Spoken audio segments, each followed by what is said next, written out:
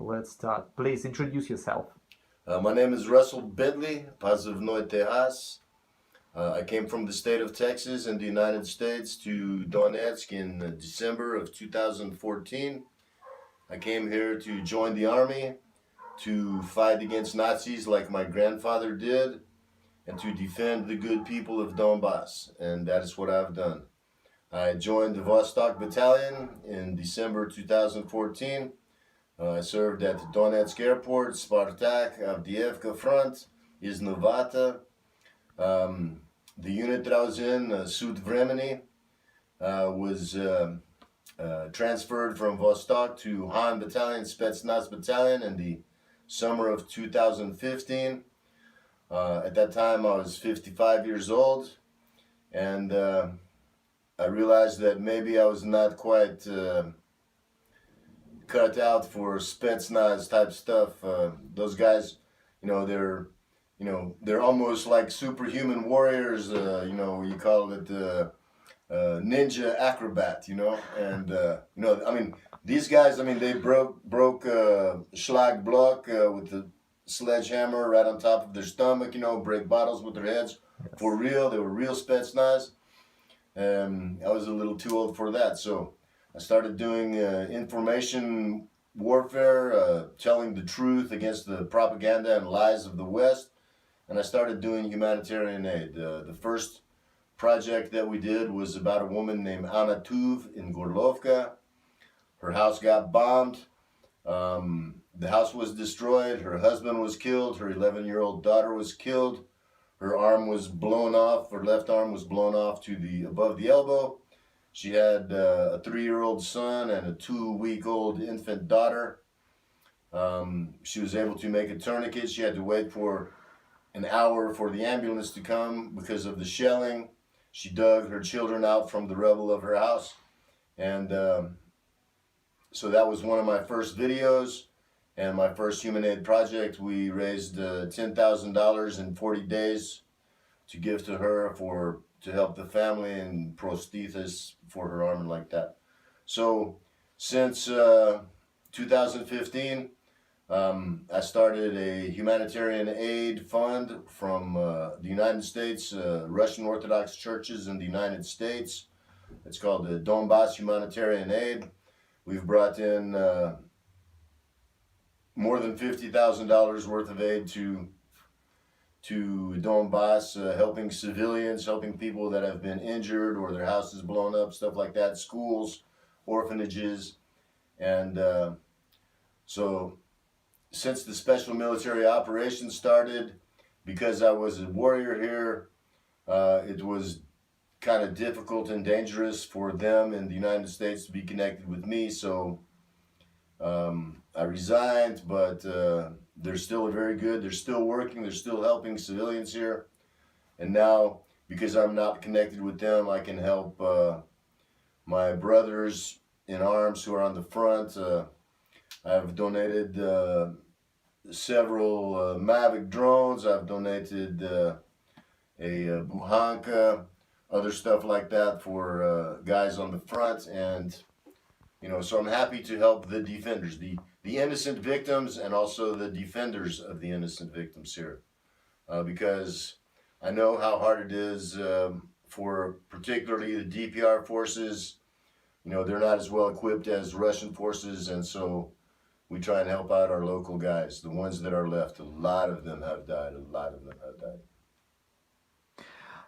Tell me, please. I'm just thinking, you when you came here, you were not a boy.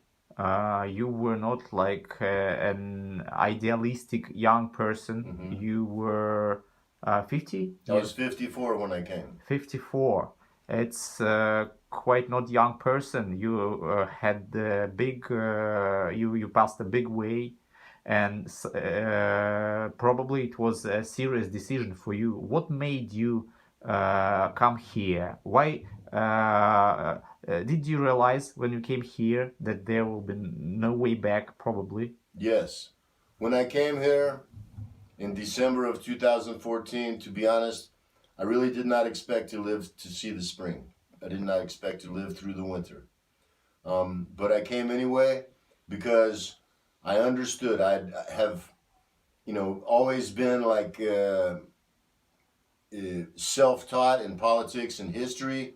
I know those subjects well. I understand what the United States has done throughout its whole existence, from the time of the genocide of the Native Americans through, the Monroe Doctrine of we're going to control the West, through, in modern history, the Vietnam War. I was born in 1960, so I grew up in the time of the Vietnam War, of the civil rights movements in the United States, and I supported those things. When I was 12 or 13 years old, my favorite thing was to read, and so I went to the library and I read Ho Chi Minh and Che Guevara, and so I saw that what was being told to people in TV and newspapers on the West was not at all what was really happening, and I grew up understanding that. I saw, say, the destruction of Yugoslavia under Clinton in the 90s.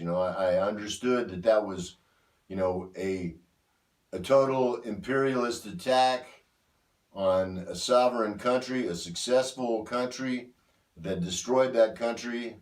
And I understood that it was a real crime against humanity that the United States was doing, And then comes 9/11, which I understood, not immediately, but very quickly, that it was an inside job, that it was actually done by the United States government, the deep state, with help from Israel, of course. And then, then it goes Afghanistan, Iraq, the fake thing of the WMDs, Colin Powell at the United Nations.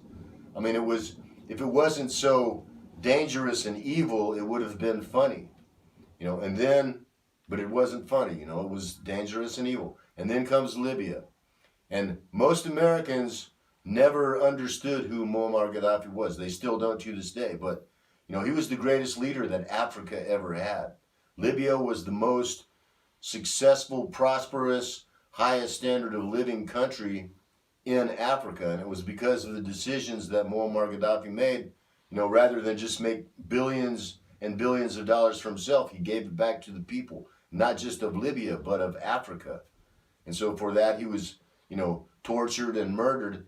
And after Libya, I was ashamed to be an American anymore, I was angry. I was ready to become militant, and I mean, I was ready to start shooting in the United States. But I understood if I do that, it's a one-day deal. I get killed. Everybody says, oh, this is some lunatic. And then I saw what was happening in Maidan. I saw the heroic resistance of the people in Donbass when they stood in front of the BMPs and stopped them with their hands. That's like, how much braver can you be than that? And they were run over and they were shot down for it, And so, I'm like, I wish there was people like that here. If there was people like that here, I would be one of them. And then it came Odessa, the 2nd of May, 2014. I saw that and I'm like, this is on the orders. Since Maidan, every single thing that's happened in Ukraine has been not just with the permission of the United States, but on the orders of the United States. And that includes Odessa. On a month later, the 2nd of June, there was an airstrike against the city administration in Lugansk. Multiple civilians were killed. It was not a military position at all. One of the people that was hit was a woman named Ina Kukuruza. And there was a video that a guy took. He's coming up. He's like filming after the attack. She's laying there beside her legs. Her legs are blown off and they're like next to her. The person she was talking to is laying dead.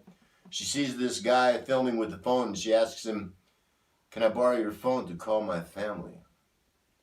And she died before she could make that phone call. But there was a photograph taken from that video where she's laying on the ground and she's looking up at this guy.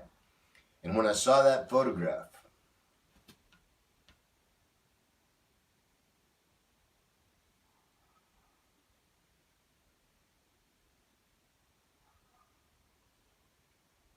it was like she was looking at me.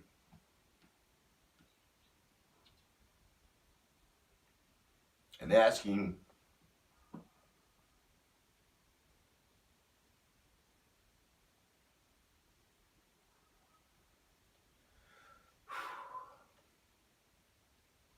me, what are you going to do about this?